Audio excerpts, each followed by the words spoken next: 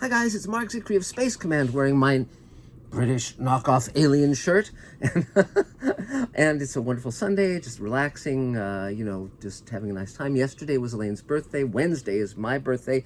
We combine our ages. We're going to be 142, but we've agreed that Elaine will be 42 and I'll be 100. Just seems more gallant.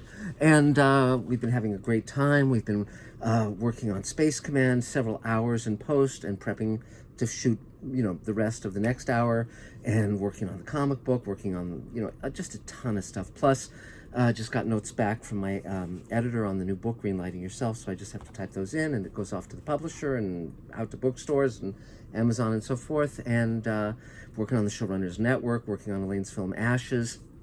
An amazing time. We're getting more props and set pieces in from all sorts of places, from Ender's Game, from Falling Skies, from the Thunderbirds live action movie, from it's just on and on and on and on. I mean, just tons of stuff. So and building it into cool sets. We have a production designer aboard, the wonderful Carlos Fernandez. We have the 8-foot tall creature made. We're going to be getting a hold of a couple of very tall and very cool robots in the near future. So tons of stuff. But right now, I wanted to talk about Reminiscence. Now, I'm a huge fan of future noir. I love Blade Runner. It's one of my favorite movies. I thought Blade Runner 2049 was a very good film. It had its flaws, but it was very, very well done in many, many ways. I'm looking forward to Dune. But most of the stories that try to be future noir, and just to get our terms clear, film noir sort of is this kind of detective story genre that's sort of in the 1940s, 50s, etc. And so The Big Sleep, The Maltese Falcon, those are kind of in that genre. There's usually a beautiful girl. She might be a murderer, or she might be, suspicious or under a cloud of scandal or whatever. And there's a detective who's kind of got this nobility. Sometimes he's a cop. LA Confidential is a good example of that. Tons of things. But Reminiscence, which is a movie that just came out with starring Hugh Jackman, which is written and directed by Lisa Joy, co-creator of Westworld, tries to fit into that genre of science fiction, detective stories. And it tries, and it kind of ticks off all the correct boxes, but it just doesn't move you emotionally. It doesn't get to the heart. And so I want to talk a little bit about that. And Westworld also, for me, I loved the first season, and then it just went totally downhill. And there was a very specific reason for me, which was you set up these characters that we're taking the journey with and that we care about, and then you totally forget about the internal emotional life of these characters and just start twisting and turning the plot, and you lose all sympathy for the characters, and because you don't know who they are anymore. And so although Westworld has a huge production design and budget and all of this stuff, and it looks really good, and the actors are very, very talented, seasons 2, 3, 4, they're just, it's kind of really left me behind, and as it continues forward.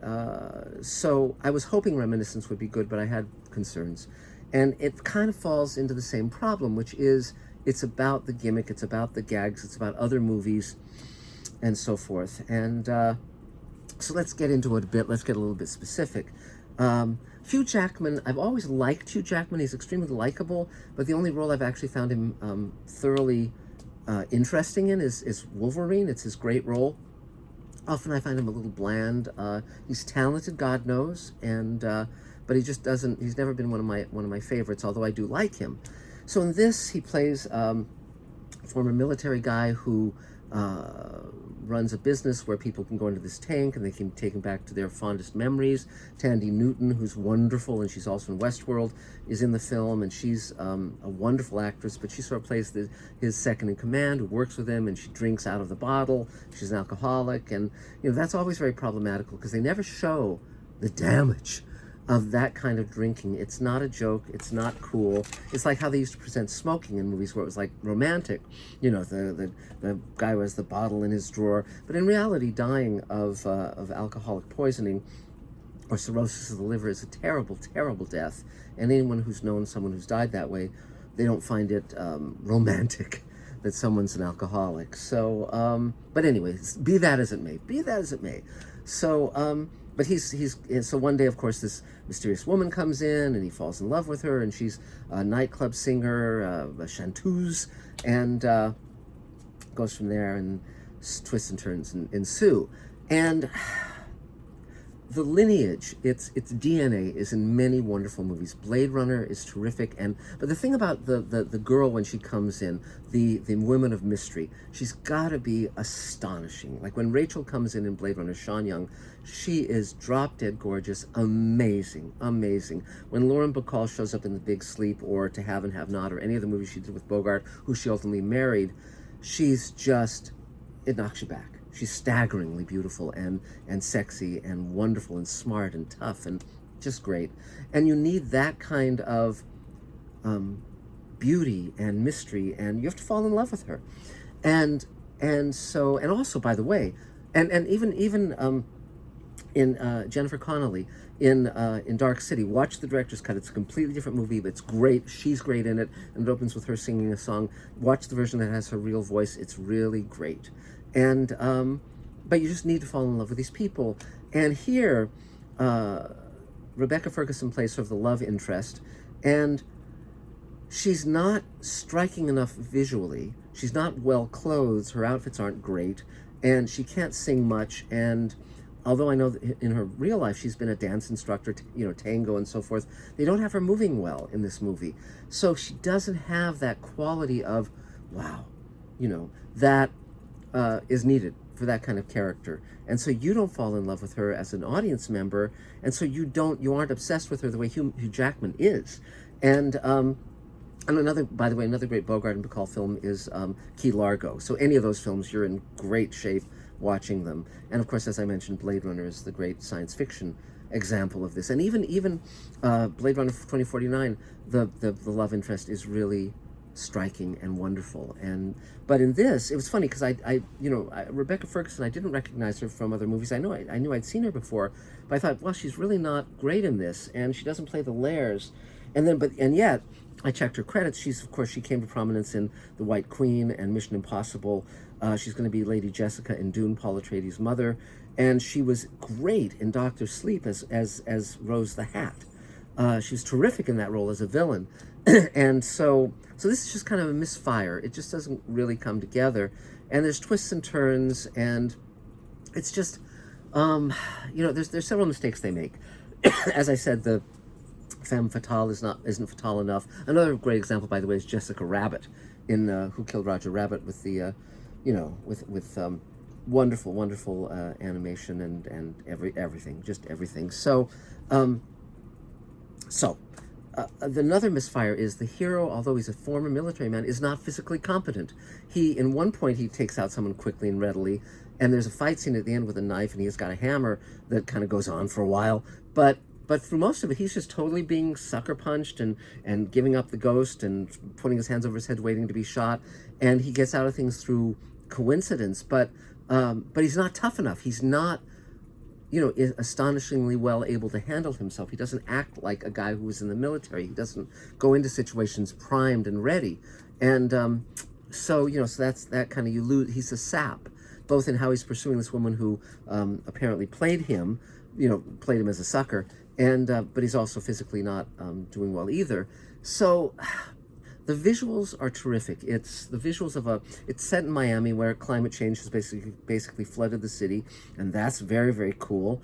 And so again, it's another one of my movies where if you turn off the sound and you just watch, you ignore the people talking in the foreground, it's a very interesting film. It's beautifully shot.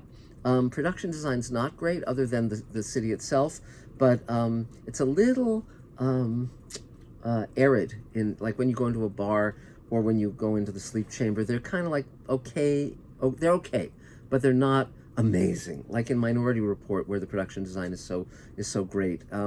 It's not up there with one of those great films, or Blade Runner with the great Ridley Scott, of course. Now, interestingly enough, Elaine and I have been watching a series we have been enjoying that's not really science fiction. It's new agey, but it's called Nine Perfect Strangers. It stars Nicole Kidman, Michael Shannon, Bobby Cannavale, and it's so far it's great. We're 3 episodes in. It's about people going to a very, very, very expensive retreat to kind of work through their problems. And so far, I'm enjoying it a lot. It's based on this. It's by the same writer who did Big Little Lies, and it's got David E. Kelley on board, and and Nicole Kidman is driving her career and doing a great job of what her choices are in terms of material. But so that's sort of it for Reminiscence. Not another one that's just, it's not terrible. It's clearly they're really working hard, everybody, but there's just a lot of dumb choices and dumb moves, and it's not quite the idiot plot, but it's kind of there's a lot better movies you can watch that are the influences that made this movie. You also have a dirty cop who ends up being central to the plot, and again he's kind of, you wonder why anyone would hire him, given his habits and given his track record. Anyone would hire him to do something effective, and but so that's sort of the gist of it. Meantime, we're very actively engaged in what we're doing. We're going to be talking a lot more about that very, very soon. And I guess that's it for now, but keep watching this space. There's lots of news to come, and thanks for all of your support. You can buy Space Command shares for $7,500. You can go to our Patreon page, patreon.com/Mark Zickrey. There's many ways you can support us. You can go to the Space Command store and buy Space Command stuff, and we appreciate all of it. So thanks very much, guys. We'll talk very soon, and onward to the future. Bye.